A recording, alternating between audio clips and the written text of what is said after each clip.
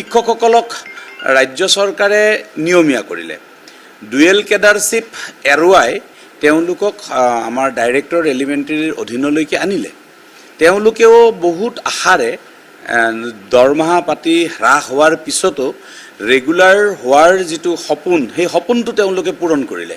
যথেষ্ট মানসিক কষ্টৰে পূৰণ কৰিছে, কাৰণ প্ৰায় 10,000 পৰা 15,000 পৰ্যন্ত দৰমহা তেওঁলোকে এৰি আহি ৰেগুলাৰাইজ হৈছে।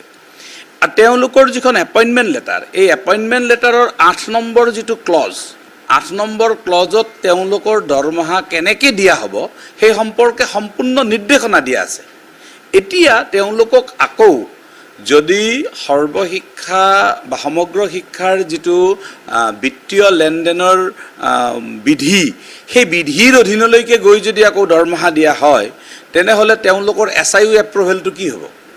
তেওঁলোকৰ পে স্লিপটো ক'ৰ পৰা পাব? কেন্দ্ৰীয় চৰকাৰৰ অনুদানৰ ভিত্তিতেই দৰমহা দিয়া হয়, তেনেহ'লে তেওঁলোকৰ দৰমহা হ্ৰাস কৰা দৰমহাখিনি ঘূৰাই দিব নেকি? নিয়মীয়াকৰণ কৰি এপইণ্টমেণ্ট লেটাৰত উল্লেখ আছে, যি ধৰণে উল্লেখ আছে সেই ধৰণেই তেওঁলোকৰ দৰমহা পদ্ধতি দিয়াব লাগিব।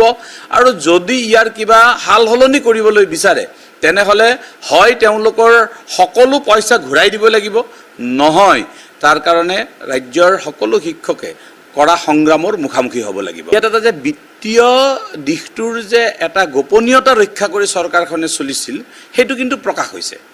আমি কোনেও নাজানিছিলোঁ যে চেণ্ট্ৰেল গভৰ্ণমেণ্টৰ যিটো ফাণ্ড আহে, সেই ফাণ্ডটো এইসকল শিক্ষকৰ নামতো আহি আছে আৰু সেই ফাণ্ডটোৰে দৰমহা দি আছে, এই কথাটো আমি কোনেও জনা নাছিলোঁ।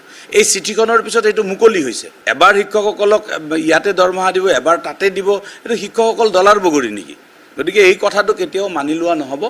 আমি 5 তাৰিখলৈ অপেক্ষা কৰিছোঁ। এইসকল বিষয়া, যিসকল বিষয়াই AC ৰুমৰ ভিতৰত বহি আদেশবোৰ প্ৰকাশ কৰে, তেওঁলোকে অকণমানো চিন্তা নকৰে যে 31 জুলাই তাৰিখে সেই আদেশ উলিয়াব লাগে নেকি?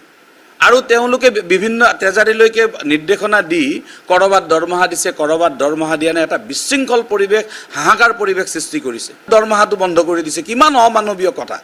এই অমানৱীয় কথাৰ প্ৰত্যুত্তৰ গ্ৰহণ কৰিবলৈ বিভাগ সাজু থাকক।